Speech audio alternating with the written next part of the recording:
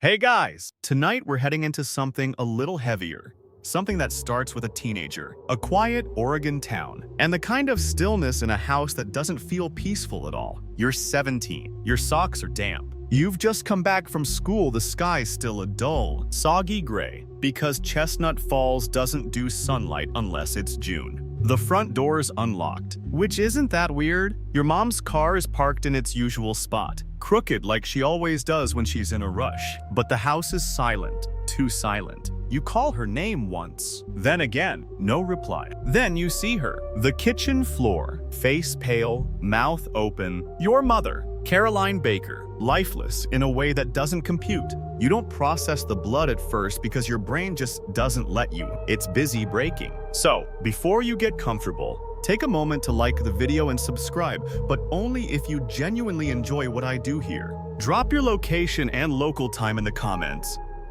I love seeing where you all tune in from. Now, dim the lights. Maybe turn on a fan for that soft background hum, and let's ease into tonight's journey together. You stand there for what feels like a decade but was probably 2 minutes, and then your hands start working without permission. Phone 911, address. She's not breathing. You hear yourself say it like you're in someone else's body. Now, this is the part where most true crime podcasts would say something snappy like, and that's when everything changed. But you're not in a podcast. You're in your kitchen, staring at your mother's body, wondering if this is a dream you can still wake up from. When the cops arrive, they take one look at the scene and assume burglary gone wrong. Caroline's purse is on the table. Her phone is missing. There's a chair knocked over. But within 15 minutes, one officer says something that'll spiral into everything. There's no forced entry. The door wasn't kicked. The windows weren't broken. Her jewelry is untouched. The flat screen's still on the wall. Even the envelope of rent money on the counter is sitting there like it's waiting for payday. Here's where the story starts bending. Because sometimes, like in 16th century Venice,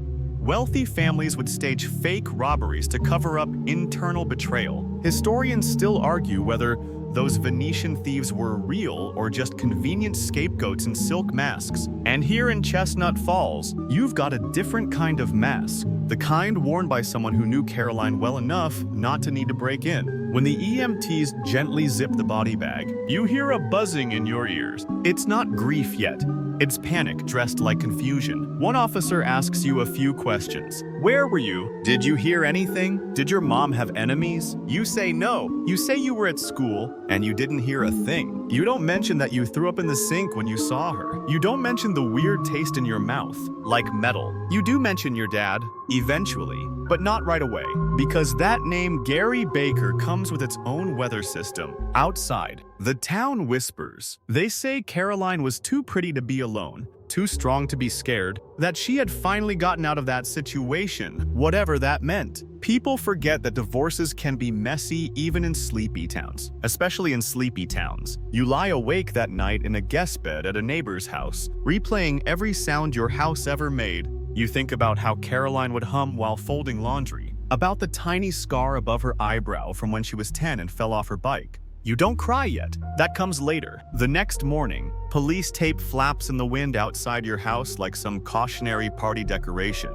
An officer returns with questions. Gloves were found in the bushes, latex, stained. You say you don't recognize them, but deep down, something in you twitches, a tickle of memory, or guilt, or fear. Across the street, a neighbor says they saw a pickup truck idling late the night before. Didn't get the plate, but it looked familiar. Maybe blue, maybe gray. The town historian, Mrs. Kinsey, likes to say that every corner of Chestnut Falls has a memory tied to it. She once led a whole tour where she claimed the abandoned fire station was haunted by a volunteer firefighter who never clocked out. But this kitchen, this driveway, this night, it's not a ghost story. It's a locked box. And the key is something you've swallowed. A quiet funeral follows. The flowers are wilting before the service ends. Someone sings badly. You sit in the front row wearing a suit that doesn't quite fit, next to a social worker you met 30 minutes ago. No family, just a few teachers, some neighbors, a boy from math class who liked your mom's cookies. Gary doesn't show, but he will, because every tragedy needs its villain. And yours is driving cross-country with something sharp under his seat. You wake up the next morning in a stranger's guest room. surrounded by doilies and the ticking of an ancient grandfather clock that's slightly offbeat, like it's sighing instead of keeping time. The guest bed smells like mothballs and lavender detergent. And for a second, you forget. Then it rushes back the kitchen. The gloves. The look on the officer's face when he realized this wasn't some random break-in. You sit up, reach for your phone. It's still dead. The charger's back in your room, which is currently a crime scene. When you eventually get back inside, escorted by police, you realize something no one says out loud. Nothing is missing. Caroline's favorite earrings, still in the drawer, her cash envelope, still under the fruit bowl. Even the Wi-Fi password, scribbled on a sticky note, is right where she left it. On the fridge beside that photo of the two of you at the coast, you try not to look at the floor. The officer with you, Detective Sloan, isn't the movie type. She doesn't wear sunglasses indoors or pull out magnifying glasses, but she notices everything. She asks casual questions in a calm, too quiet voice. Did Caroline ever mention anyone showing up unannounced? You shake your head. She have any disputes with neighbors, friends, teachers? You hesitate, then shake your head again. You're lying. Not about the neighbors, but about Gary. The night before your mom died, she had a voicemail on speaker while she was folding laundry. You didn't catch all of it, just Gary's voice. Slow, angry. That kind of quiet rage people mistake for control. She doesn't get to take him from me. Your mom deleted the message, told you not to worry, said things were finally moving forward. That people like Gary get tired eventually, but Gary never got tired. You're pretty sure he got better at hiding. Historically, custody battles have been some of the most dangerous points in a domestic dispute. In the 1970s, the U.S. saw a spike in child custody-related homicides, a grim detail most history books avoid. Some scholars argue that this rise wasn't just legal stress, it was ego, pride wrapped in fear. Others think the courts were too slow to notice red flags. Either way, Caroline noticed them. She just didn't run fast enough. Detective Sloan asks if you've had anything to eat. You say no. She buys you a bagel and a black coffee from the gas station down the road. The coffee tastes like burnt soil. The bagel's too hard, but you eat it. Back at the house, a forensic tech quietly mentions something strange. No signs of forced entry, and not a single fingerprint on the doorknobs. Not even Caroline's. It was wiped down. The tech says, frowning. Whoever did this wasn't in a hurry. There's a knock at the door. It's Gary. You freeze. Sloan steps between you and the entrance. Gary's face is pale but controlled. He asks for his son, like you're a package to be retrieved. We've got some questions for you, Sloan says. Gary smiles. That polite,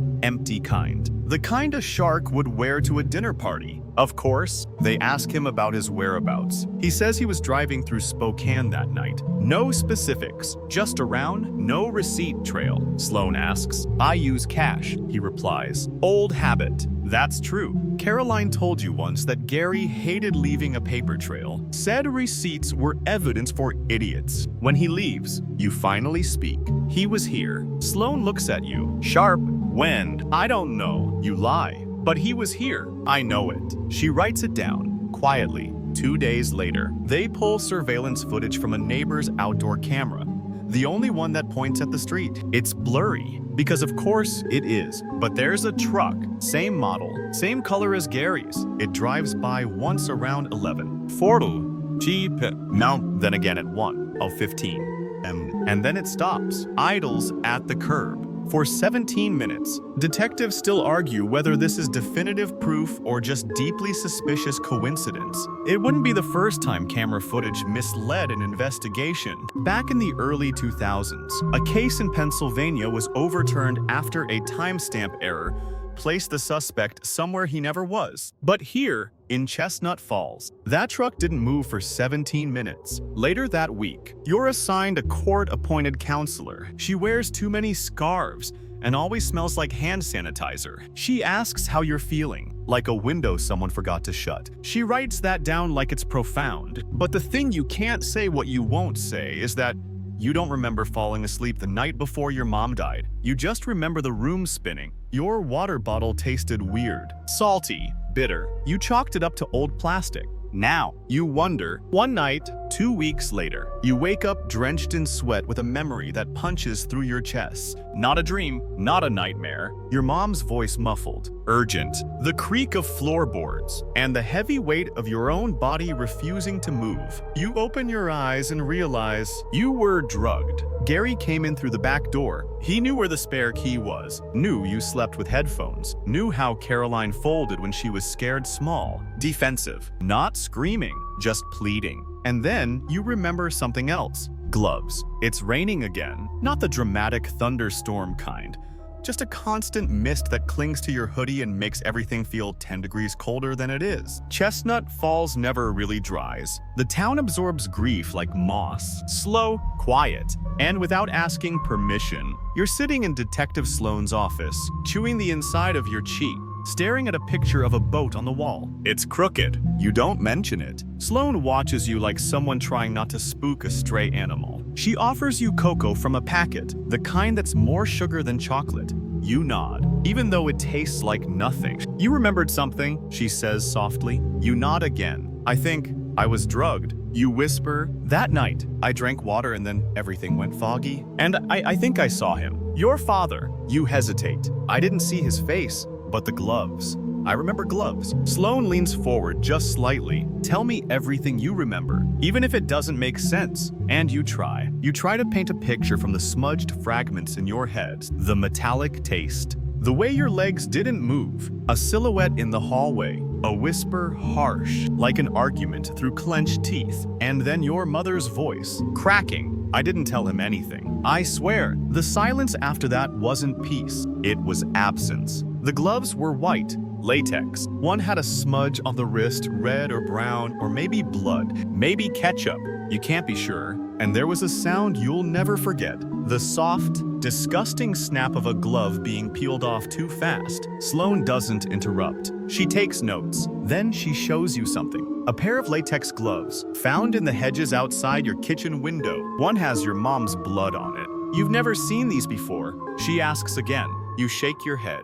But this time, your eyes say otherwise. Historically, gloves have been used in crimes not just to avoid fingerprints, but also as psychological armor. Some experts argue that killers who wear gloves aren't just avoiding detection, they're trying to avoid feeling the act. Scholars still debate whether this tactic stems from shame or dissociation. You think Gary wore them because he didn't want to feel Caroline's skin. The DA hears your statement, quietly, carefully, and just like that, the gears of justice start to creak forward. A warrant is issued for Gary's vehicle. They find hair in the back seat, yours, and a used syringe in a sealed container under the passenger side floor mat. It's not looking great for Gary. But here's the thing, he's already vanished, which leads to the next problem. No one wants to say his name. The town clams up. The school counselor talks around him like he's Voldemort. Even the local paper uses phrases like the estranged ex-husband or a person of interest.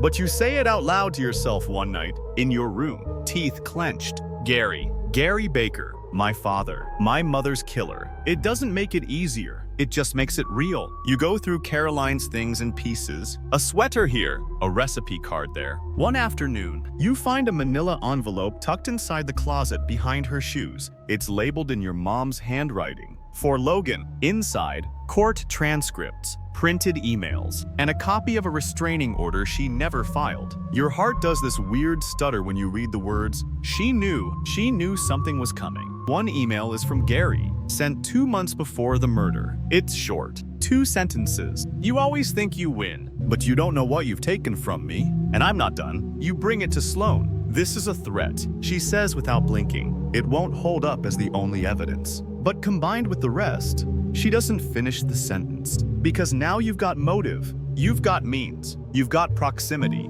and you've got a 17-minute truck nap on camera. Gary's arrested 2 states over. He was staying in a motel under a fake name, Peter Glassman. Classic. His fake ID was laminated badly, like a middle school project. The motel clerk remembered him because he asked if the TV had the good channels. When he's brought back to Oregon, he doesn't struggle, he smiles during booking. And that smile breaks something inside you. During the arraignment, you sit behind the glass, watching him in the orange jumpsuit. He winks at you. You don't flinch. Instead, you say what nobody else will. He killed her. You say it to the room, to the officers, to the judge, and finally to yourself. He did it. You remember how he used to grip your shoulder just a little too tightly when he said goodnight? How Caroline once flinched when someone knocked too hard at the door? You remember the quiet tension that lived in your house for months before the divorce, like a power line about to snap. After the hearing, you're told you'll be moving to a foster home. The social worker says it like she's announcing a dentist appointment.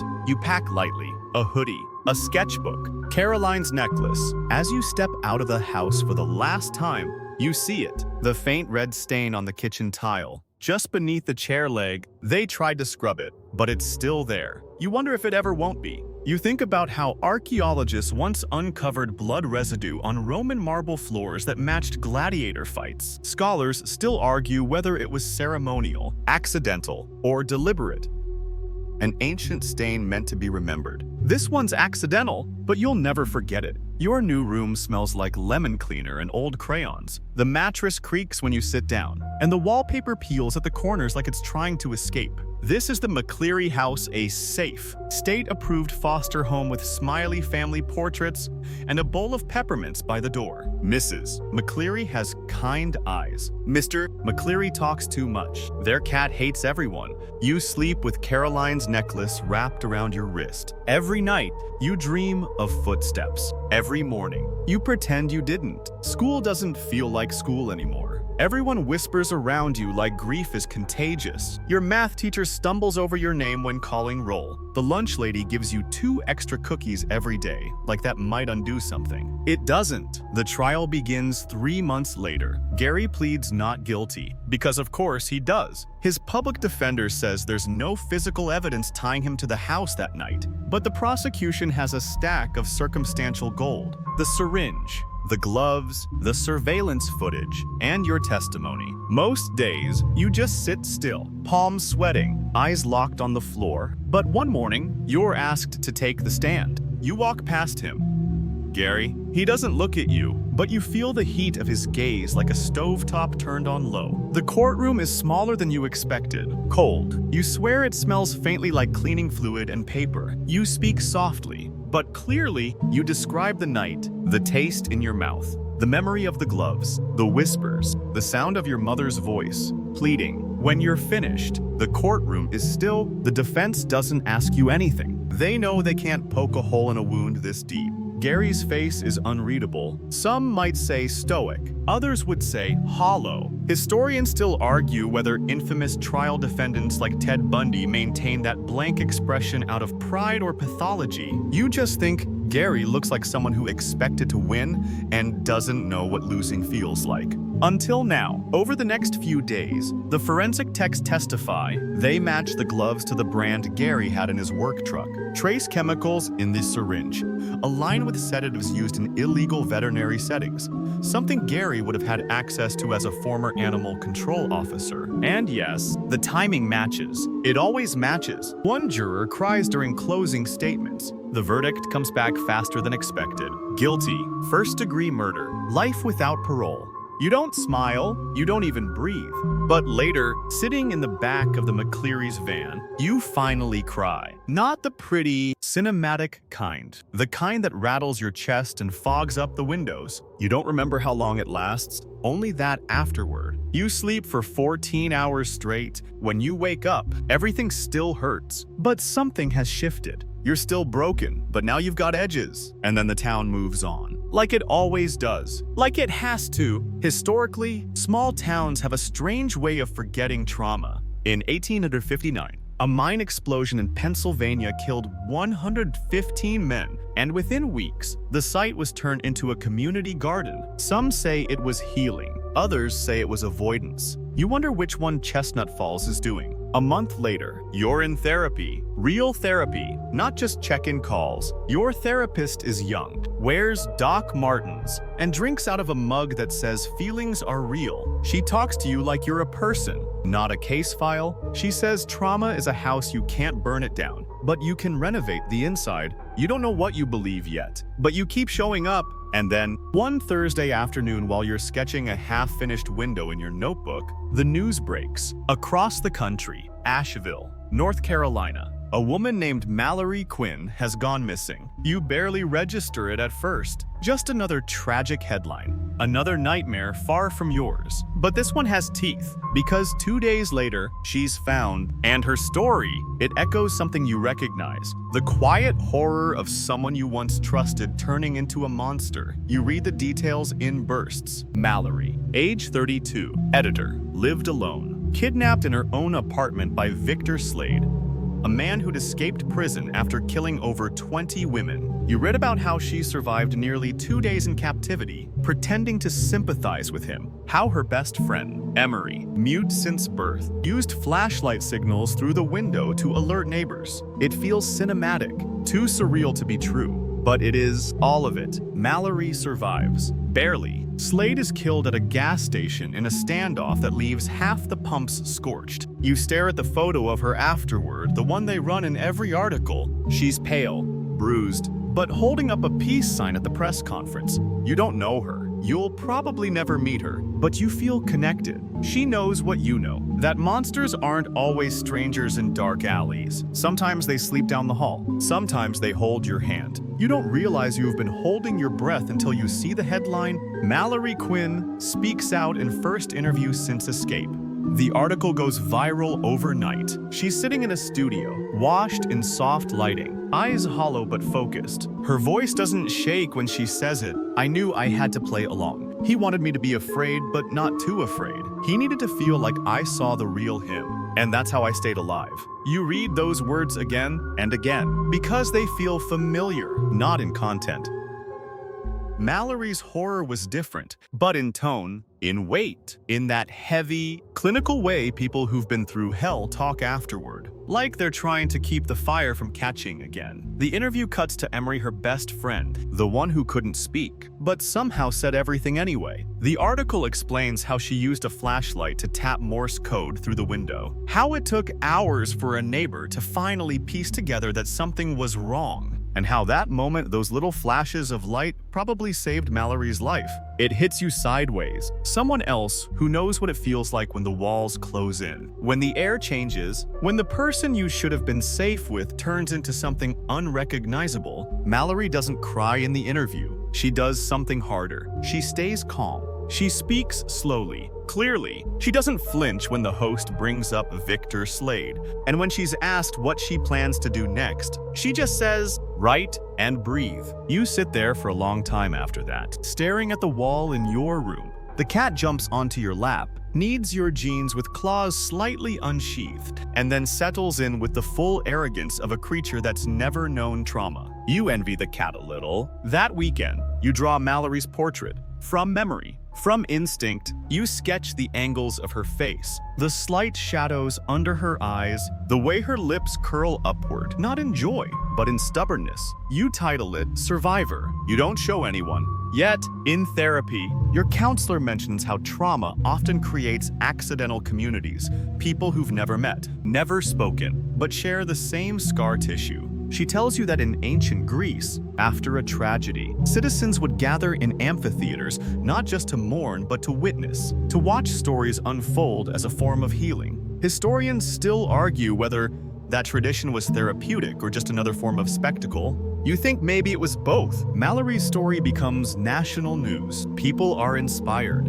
horrified, intrigued. Talk shows call her brave. Some even call her a hero. But the thing that sticks with you is something she says in a smaller, quieter interview.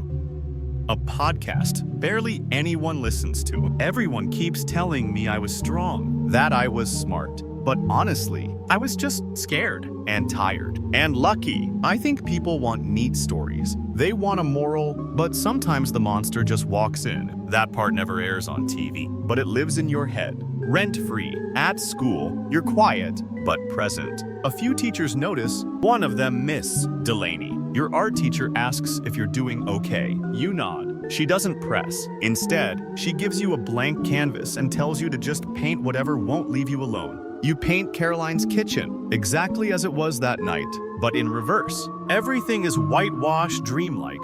The floor is clean, the chair is upright, the cabinets hum softly, glowing. And there, in the center, your mother is standing, warm and alive and blurry around the edges like she's made of light. You call the piece before. "Miss," Delaney cries when she sees it, quietly. You don't, because you've already cried your quota for the year. The school hangs your painting in the library. They don't make a big deal out of it. Just mount it on a plain wall, beneath a soft spotlight. But people notice. Even the principal walks by, stops, and stares longer than he probably means to. You hear whispers from other students. "Didn't he? Yeah, that's the kid from his dad."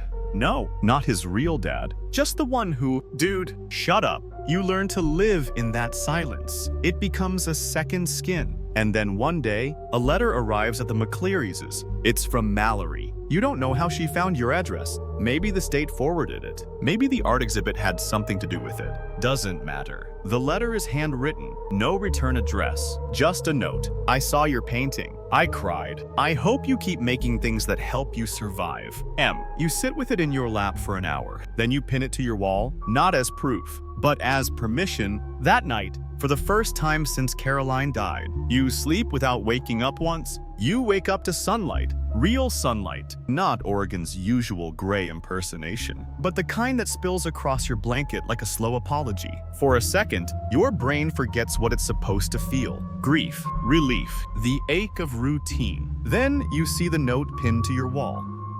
Mallory's note, and you remember you're still here. It's been 6 months since Caroline's death. 6 months since the gloves, the truck, the voice you still sometimes hear in dreams. And somehow, you've settled into something that almost resembles normal. Not quite peace, more like a truce. You go to school, you do your homework, you draw, a lot. Your art teacher submits before to a statewide student gallery. You roll your eyes when she tells you, but then it wins. First place. Someone from Portland calls you a raw emotional architect. Whatever that means. Meanwhile, Mallory's memoir is announced. The title hits like a hammer to the ribs. No one heard me scream. You pre-order a copy. You don't tell anyone. When it arrives, you read it all in one sitting. It's brutal, honest, not flowery, not theatrical, just raw. Page after page, she talks about how Victor Slade didn't chain her, how that was somehow worse, how he used kindness like a weapon. 1 minute asking about her favorite childhood toy,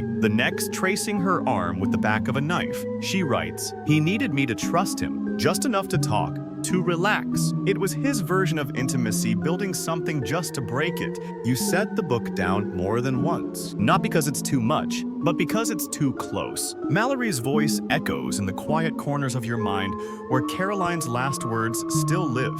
The book becomes a bestseller. Interviews flood in, podcasts, profiles, photo shoots. They start calling her the editor who outsmarted a killer. Which is true. But, that's not the whole story. She outlasted him. There's a difference. And then, one day, something changes. Your social worker calls, you're being moved. Again, the McClearys are nice. But their license was only temporary. The state has found a more permanent placement, a phrase that tastes like cardboard in your mouth. You pack your sketchbook, Caroline's necklace, and Mallory's note. That's it. The new house is smaller, less lemon cleaner, more wet dog. Your foster parent is Mr. Halverson, a retired librarian with too many books and a strange obsession with clocks. You don't mind. He doesn't ask questions. He lets you stay up late to draw. He even replaces a busted lamp in your room without being asked. He also has a memory like a rusty bicycle chain. Mid-sentence, he'll forget what he was saying, then laugh about it. But he's kind, and kind is enough. You hang before on your new wall. Next to it, you add a new piece, a self-portrait. Not literal, just shapes. Cracked lines, jagged edges, a single eye, open too wide. And across the center, a red thread that seems to hold everything together even as it frays. You call it Witness. Mr. Halverson stares at it for a long time. That's something. He says, "You got a name for it?" "Yeah." You reply, "It's about remembering." He nods, like memory foam. But with trauma, you laugh harder than you mean to. That night, you Google the phrase accidental communities again. Turns out, it's a real term. Coined in the early 2000s by disaster psychologists, used to describe the strange, invisible networks formed between survivors who've never met but carry matching invisible scars. Historically, there's precedent. After the 1906 San Francisco earthquake, a group of women who lost their homes started exchanging letters not just for comfort, but to share survival tips, recipes, and dreams they were too afraid to say out loud. Scholars still argue whether these groups helped heal trauma or just delayed it. You wonder if what you and Mallory share is a version of that. If her words gave you a language you didn't know you were missing. Weeks pass, then months. Spring arrives like a hesitant apology. The trees bloom cautiously. People start wearing pastels again. Even the grocery store has a weird optimism about it. Shelves full of chocolate bunnies and marshmallow birds that taste like insulation. Then, late one Thursday night, your phone pings. Unknown number, just a text. Saw your piece in the gallery zine. It made me cry again. In a good way. Keep telling the truth, even when it's ugly. M. You don't reply, not because you don't want to, but because it doesn't need an answer. You turn off the light, and for the second time in your life, you sleep through the night without dreams. There's something weird about the way time behaves after trauma. It doesn't just move slower or faster, it sort of tilts. You'll be brushing your teeth and suddenly remember the sound of a glove snapping off. Or you'll be halfway through a math quiz when your brain reroutes to the smell of Caroline's perfume, vanilla, and dryer sheets. Mr. Halverson, your new foster guardian, tells you memory is like an old typewriter. It skips sometimes, he says while microwaving tea. Jams the ribbon. Doesn't mean it's broken, just means it needs time. You decide to believe him. In school, you're still the kid with the dead mom. No one says it, but it clings to you like smoke. Some people avoid you, others stare too long. A few try to talk to you with that voice soft, careful, like you're made of glass, and might shatter if they say the word kitchen. You prefer the ones who just nod and move on. One day, in the library, you're flipping through a magazine when you see it. A full-page feature on Mallory Quinn. She's standing in front of a podium at a book signing, wearing a black turtleneck and jeans, hair pulled back like she's trying to be invisible, but her eyes, still sharp, still watching everything. The article focuses on her memoir's success. No One Heard Me Scream has sold over 1 million copies, but tucked into the last paragraph is a detail that stops you. Quinn has begun mentoring young survivors through a pilot program she co-founded called Echo Room, offering art therapy and storytelling workshops. You close the magazine gently, like it might bite, and something inside you clicks. You ask Miss Delaney if she's heard of it. She hasn't, but she looks it up, sends you the application form a day later. You fill it out with trembling hands and zero expectations. You even spell your own name wrong in one spot and have to scribble over it. A month passes. Then, you're in Zoom calls, weekly, small group, survivors from all over the country, each carrying stories heavier than yours in different shapes. One girl in Nevada barely speaks. A boy in Vermont turns every sentence into a joke. But you all listen. You all see each other. And then Mallory appears. Not in a dramatic way. No spotlight. No hero entrance. Just a quiet rectangle in the top right corner of your screen. "Hey," she says, smiling with tired eyes. "Glad you're here." You don't speak for the first 2 sessions. Mallory doesn't force you. No one does. But in the third, she shows one of her own sketches.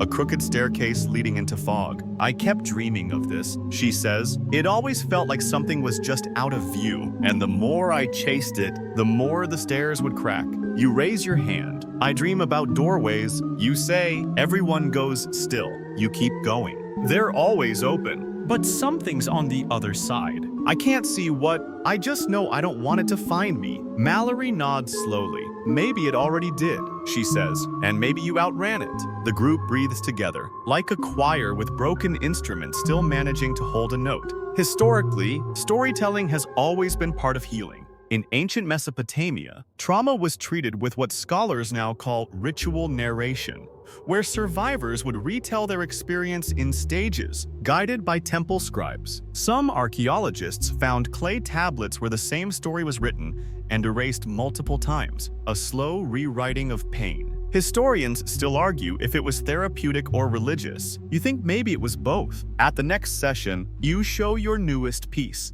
It's simple, a single chair in this middle of an empty room. No windows, just one light bulb overhead. But the shadow cast by the chair stretches into the shape of Caroline's silhouette.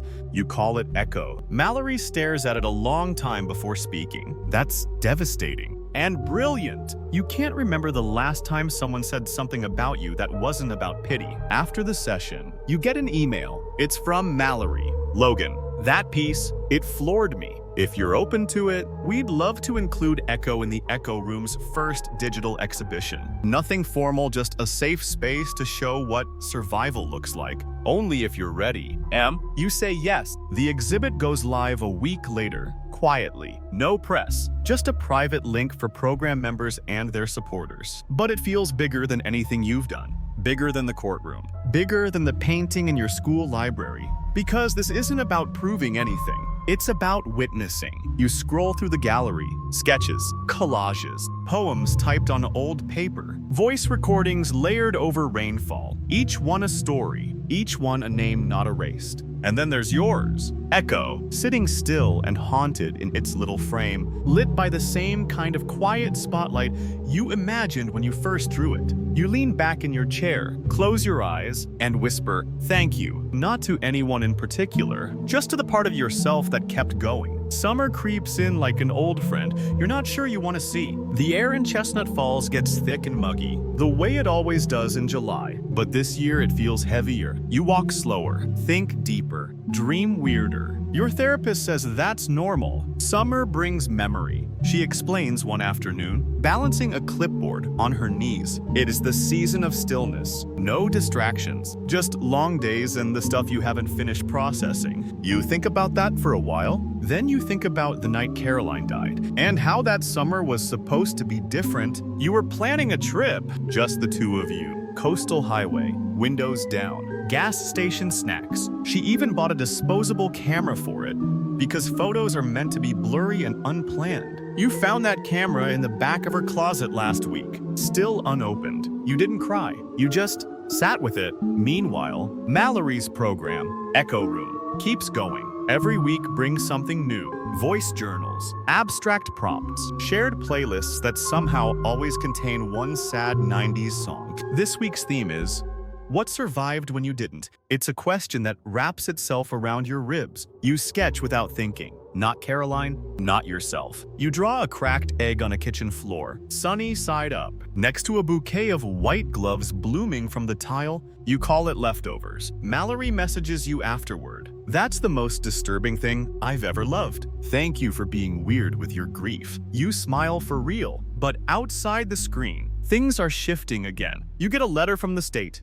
You're almost 18. Which means soon, you'll have a choice. Stay in the system until 21 or emancipate. Fancy word for go it alone. Mr. Halverson lets you read it at the kitchen table. Then, without looking up from his crossword, he says, you've got time. No rush to leap if you're still learning to land. You appreciate that, especially since not everyone gets that kind of quiet wisdom with their scrambled eggs. And then, in the middle of an ordinary Thursday, something extraordinary happens. Mallory shows up, not in a metaphorical way, not on Zoom, but in real, solid, scar-wearing form, at the Chestnut Falls Public Library. She's doing a small, private Q&A for Echo Room youth who live nearby. You didn't even know it was happening. Miss Delaney practically drags you there. There are 10 of you in the room. 12, if you count the librarian and the janitor who keeps pretending to mop the same corner. Mallory looks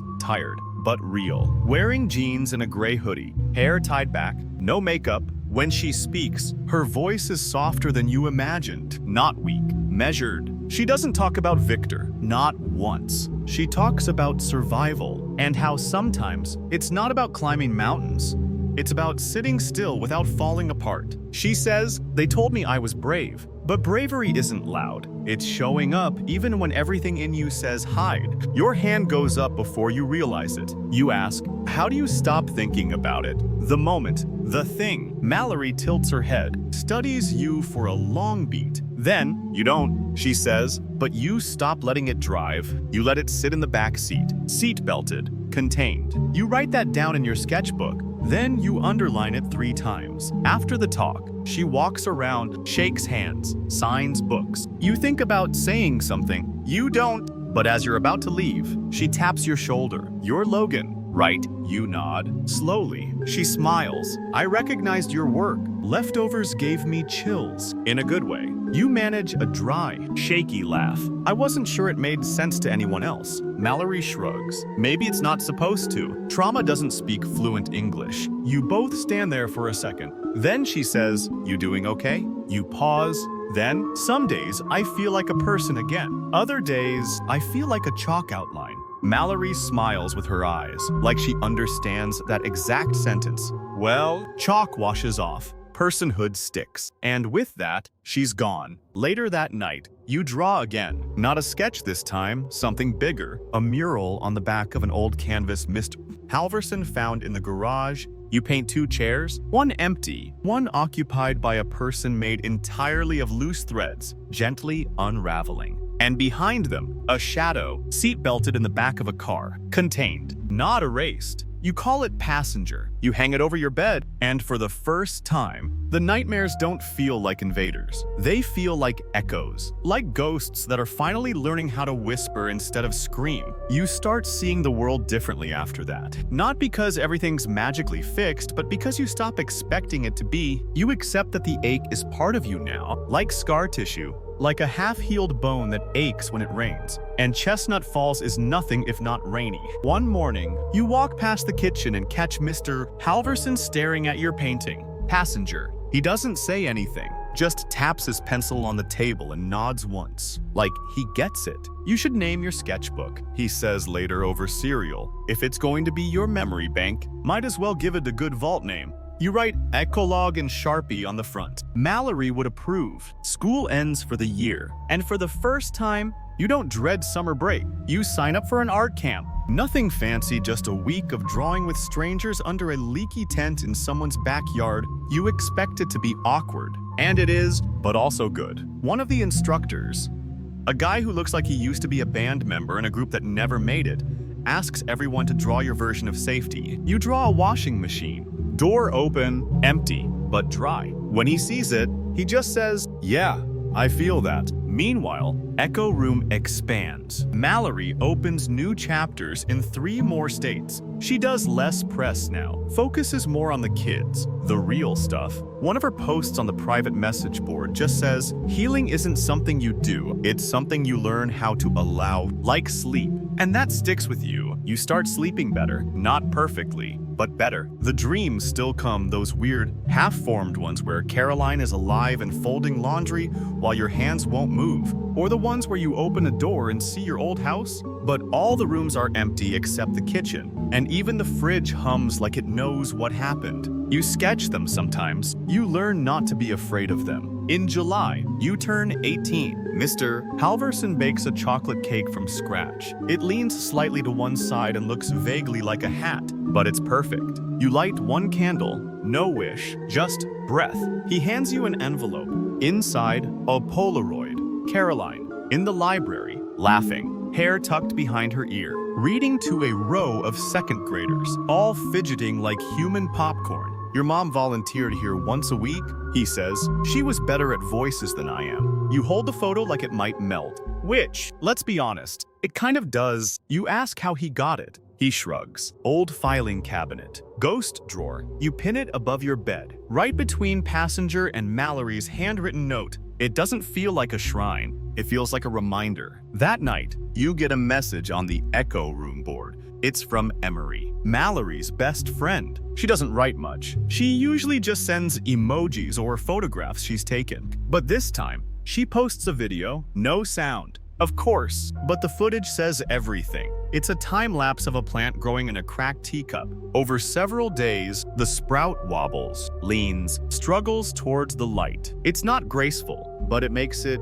The caption reads, "Still here, still trying." That's enough? You save it to your phone. One evening, while waiting for your laundry to finish, you flip through your sketchbook and land on a blank page. You don't plan anything. You just draw. Lines become shapes, shapes become weight. You don't even know what it is yet, just that it's honest. When you finish, you realize what you've drawn. Your old kitchen. Not the one from before. Not the one from the police photos, but something in between. The chair is upright. The fridge hums. The floor is clean, but one tile is darker. Not stained, just changed, like it remembers, but refuses to forget. You close the sketchbook, not because you're done, but because for once you don't need to finish the drawing to understand what it means. You carry it upstairs. You don't show it to anyone, but you tuck it behind your pillow like a secret you're finally allowed to keep. You're starting to get used to quiet, not the kind that comes from loneliness, but the kind that feels earned.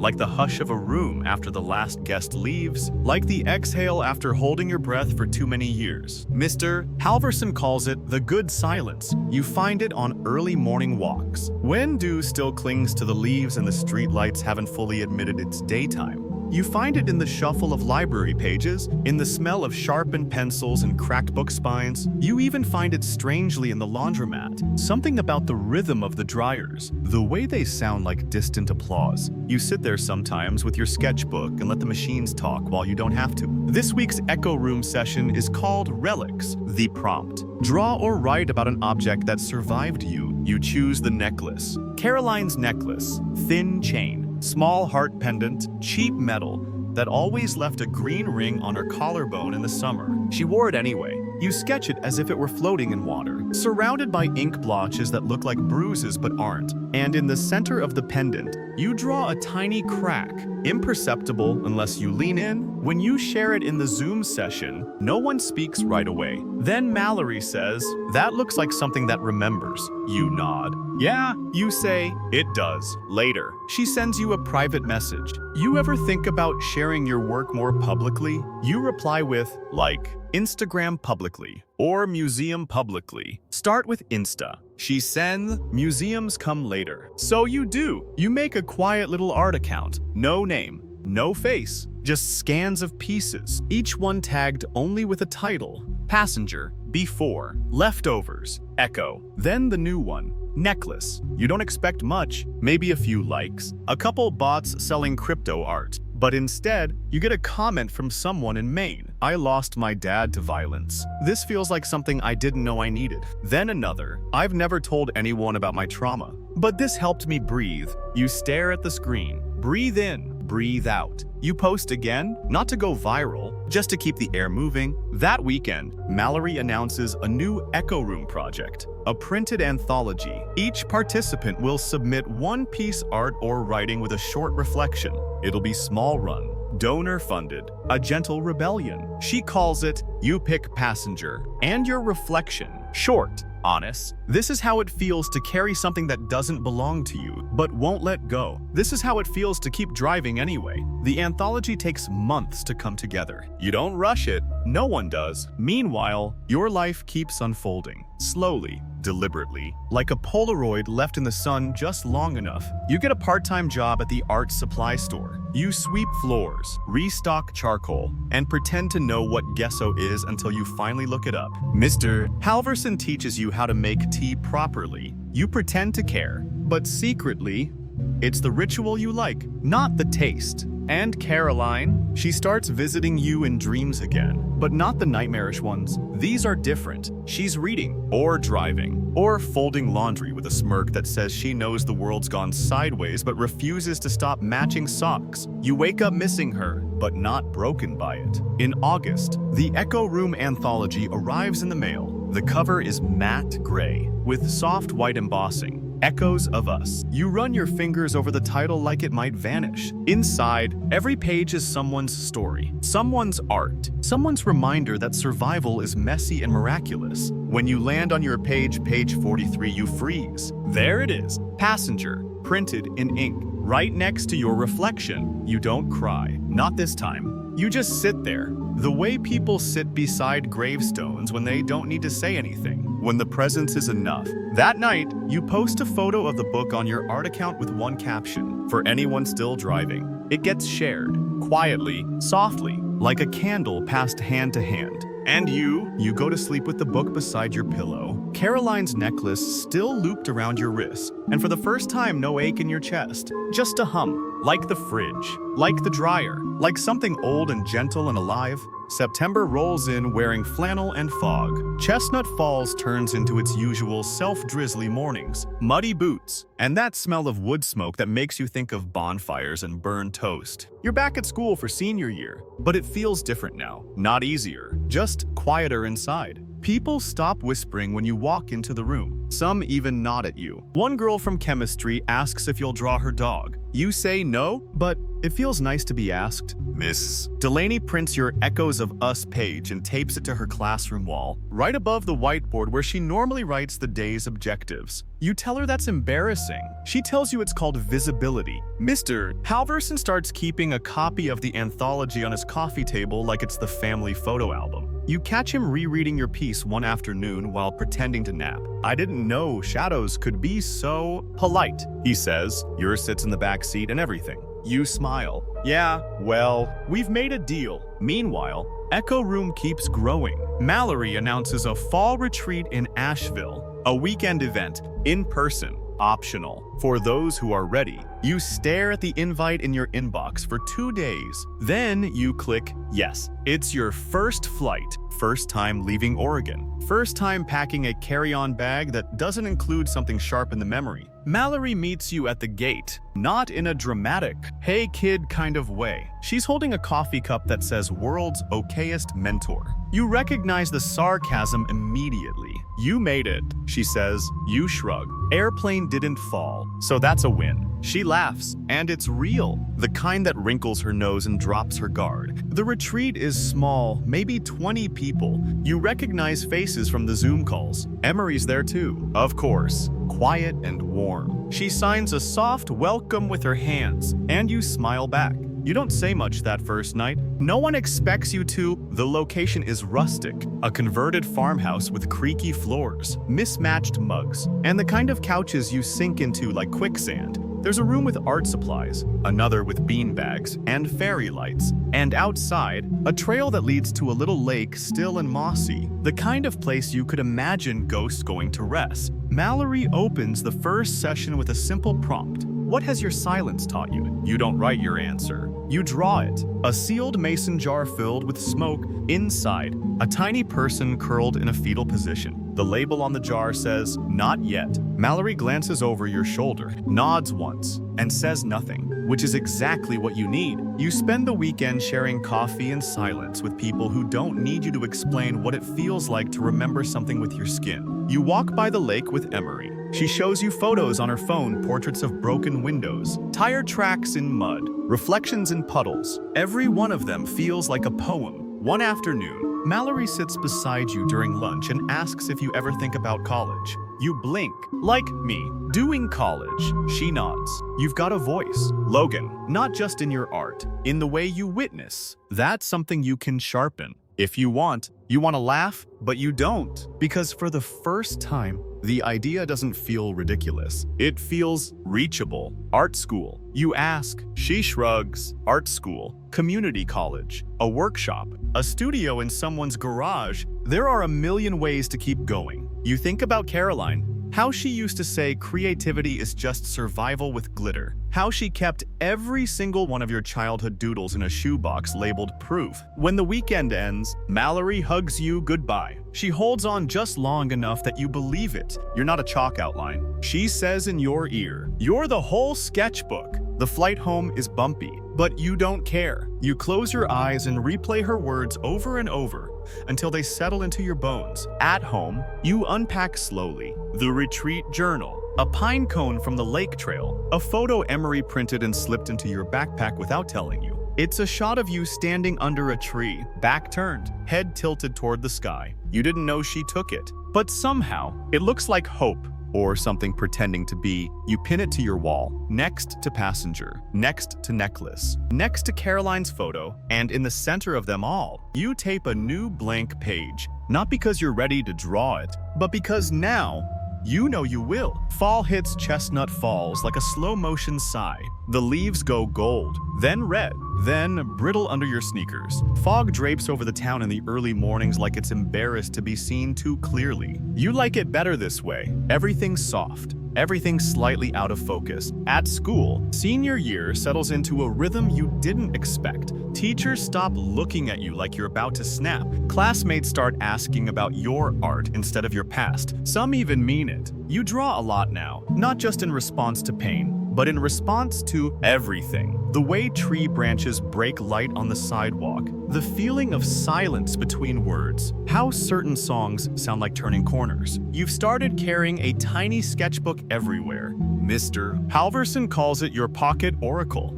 You call it insurance, proof that you're still observing, still showing up, still here. Meanwhile, something strange starts happening. People begin reaching out, quietly, privately. A kid in the grade below you leaves a note in your locker. Your page helped me tell my mom what happened. Thank you. An older woman at the grocery store stops you by the soup cans. She saw your work in the Echoes of Us book. Her sister was a Caroline once. I wish she'd had something like this. She whispers. You nod. Because what else do you say when someone hands you their grief like a folded note? You never expected to become a symbol. You're barely a person some days, but symbols don't have to be perfect. They just have to be visible. And you are now, even when you're not sure you want to be. In October, you get an email from a local gallery in Portland. They're doing a youth mental health exhibit. They want passenger, and maybe one more, if you have it. You don't respond right away. Instead, you go on a walk, one of the long ones, where you end up in the school's old track field just as the sun starts leaking out across the bleachers like honey. You sit down on the track,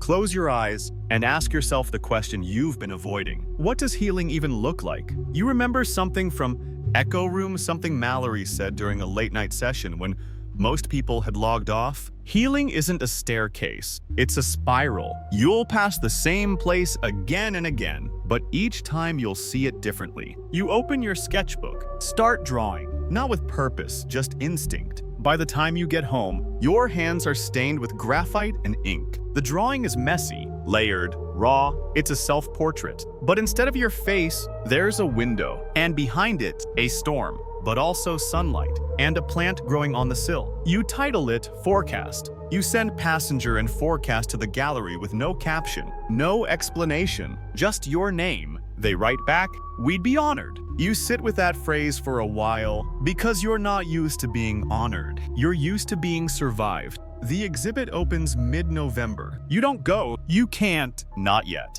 But photos come in. A friend sends you a snapshot of your two pieces hanging side by side under warm lights. There's a small card beneath them that reads, Logan Baker, 18, survivor, artist, witness, 3 words. And somehow, every one of them feels earned. At school, someone spray paints over your locker. Not a slur, not a threat, just one word, alive. You don't know who did it, but you don't paint over it. Not for a week. When the janitor finally does, you thank him. Then you add a sticker that says still alive, still weird, still watching shadows, but letting the light in now. 2. Mallory texts you that night, forecast hit me like a truck. Proud of you, friend. You write back, I'm starting to believe I might actually be okay. You already are. You don't sleep much that night, but you don't mind? Because for once, the shadows pacing the edges of your room aren't trying to drag you under. They're just there, background noise, part of the story, but no longer the author. By December, Chestnut Falls has gone full winter novel. The streets are slick with frost. Pine trees lean heavy under snow that seems to fall in slow motion.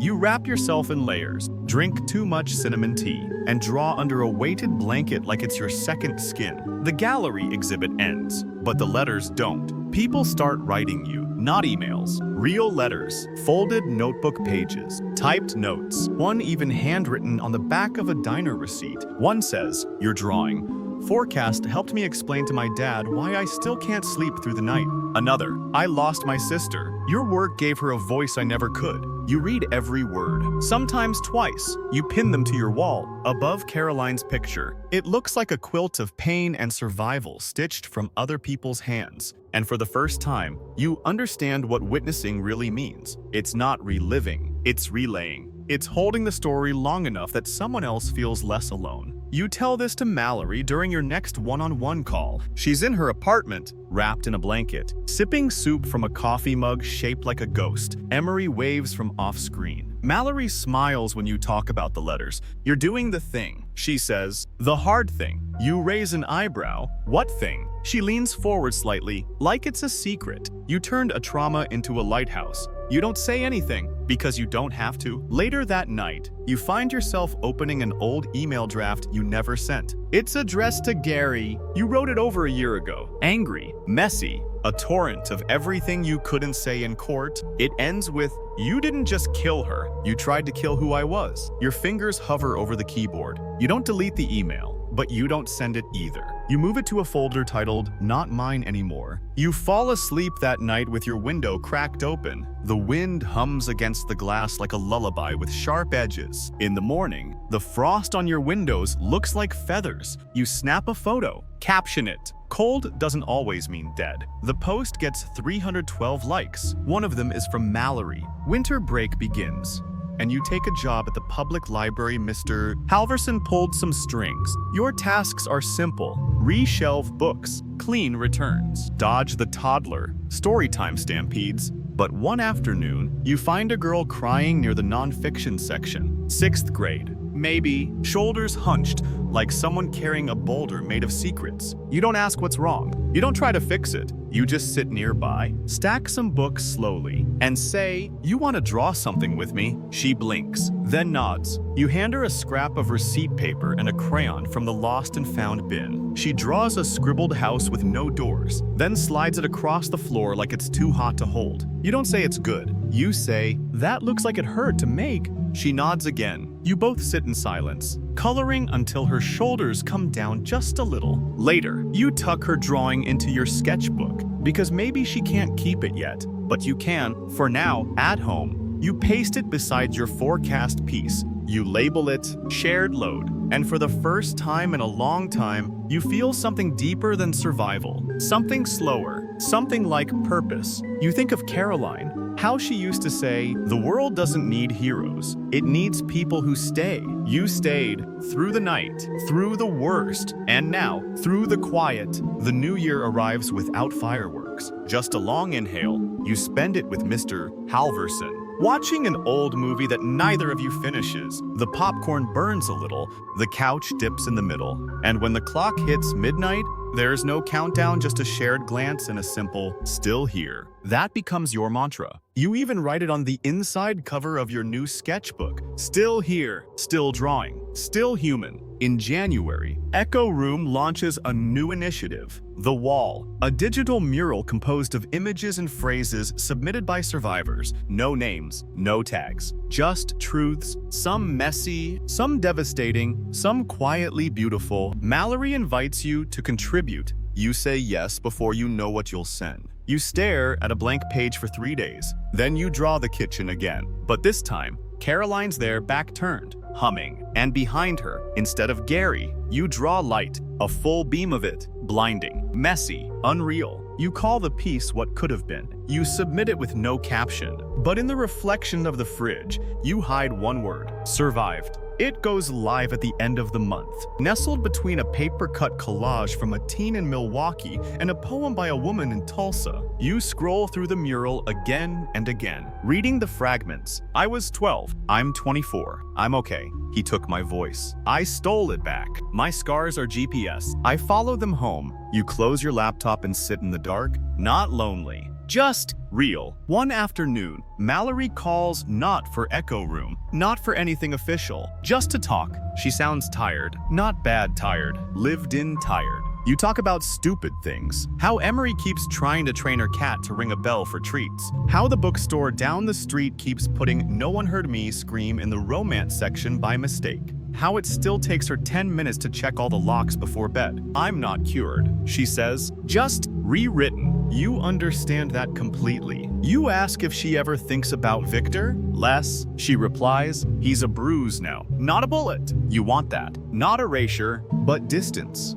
February brings an unexpected letter from Caroline's sister, your aunt, who moved to Montana years ago and hadn't spoken to your mom since the divorce. The letter is awkward, long, but it ends with, I wish I had reached out sooner. I'm here now, if you ever want to talk about her. Or just talk. You don't write back immediately, but you will, because the thing about healing is, it's not just internal. It spills. It spreads, sometimes through grief, sometimes through love, sometimes through art. At school, you start a small sketch club. Just 5 of you at first. You call it the light table. You meet once a week in the library with coffee and graphite dust in your fingernails. Everyone draws something from memory. You share, you listen, you laugh, and sometimes you sit in silence, letting pencils say what mouths can't. One girl draws a boat on fire and says, "That's me." A boy sketches a pair of shoes with no legs and says, "That's how I feel when I go home." You nod.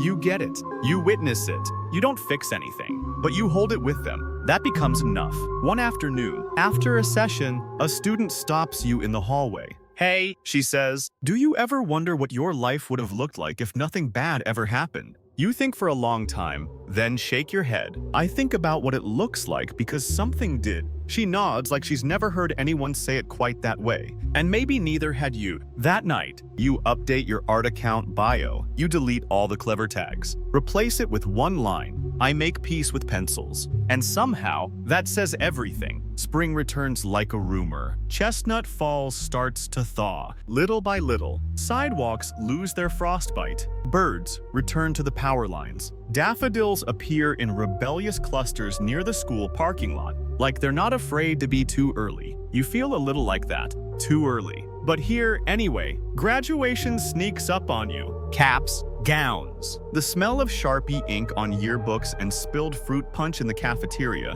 Your classmates talk about college, gap years, internships. You mostly listen, smile when they look your way. You're applying to an art program in Portland. It's not fancy. It's not expensive, but it's yours. Your application portfolio includes passenger, forecast, and a new piece you haven't shown anyone yet. A blank canvas, nothing drawn, nothing painted, just a fine line down the center. And the words written in your own shaky print, "This is where I started over." They accept you. Mallory sends you a voice message when she finds out. You play it on loop 3 times. "You did this," she says. You, not the pain, not the past. You, Mr. Halverson bakes you another cake. It's still lopsided. You still love it. Graduation day comes with surprising calm. You walk across the stage, tassel swinging, heart steady. Somewhere in the crowd, Mallory claps. You didn't know she was coming. She didn't ask for a seat in the front. She just showed up. After the ceremony, she hugs you, then hands you something wrapped in paper. A tiny, gold-plated necklace. Not new. Old. Vintage. Inside the box, a note. From someone who stayed. You don't cry. Not this time. You just nod. Throat tight. Then you put it on. Later that summer, you return to the house. The house, the one where everything ended and began. It's empty now. For sale. Yellow tape long gone. You stand outside this kitchen window, peeking in, and you see it. The chair, upright. The fridge, humming. The tile where the blood once was clean now, but still a little off in color. You touch the glass with your fingertips. Whisper, "I made it." You walk away. Not fast, not afraid, just done. You return home. Open your sketchbook. Turn to the last blank page. And you draw Caroline. But not the last memory. Not the trauma. You draw her in the passenger seat. Wind in her hair. Laughing at something the radio just said. One hand on the window, the other on yours. You call the piece, "The Trip We Didn't Take." You post it online. It goes everywhere. Thousands of shares, millions of views. But that doesn't matter, because what matters is this. You told the story. You held the pain. You passed the torch, and now someone else will see that image and think, maybe I can survive too. You close the sketchbook and rest. Now you take a breath. Let the story settle in your chest like soft fog rolling over quiet hills. Let the weight of this last few hours release, slowly, like someone untying their shoes after a long walk. You've been through a lot tonight. Not just violence or fear, but the slow repair that follows it. The type that doesn't arrive with flashing lights or perfect closure, just small moments, quiet triumphs, gentle truths. Maybe you've known someone like Logan. Maybe you are someone like Mallory. Or maybe you're still learning how to name the shadows in your own kitchen. That's okay, because survival doesn't look one way. It can be loud. It can be silent. It can sit in your sketchbook or grow from the cracks in your sidewalk. It can be messy, cracked, unfinished, just like you, just like all of us. So tonight, let that truth soften inside you. Let it warm your bones. Let it settle deeper than fear ever could. You're still here, still trying, still worthy of quiet and comfort, and stories that don't hurt to hold. Now, breathe a little slower. Ease your shoulders down. Let your jaw unclench. Close your eyes if you haven't already. You've earned rest. You've earned peace. And tomorrow, that can wait.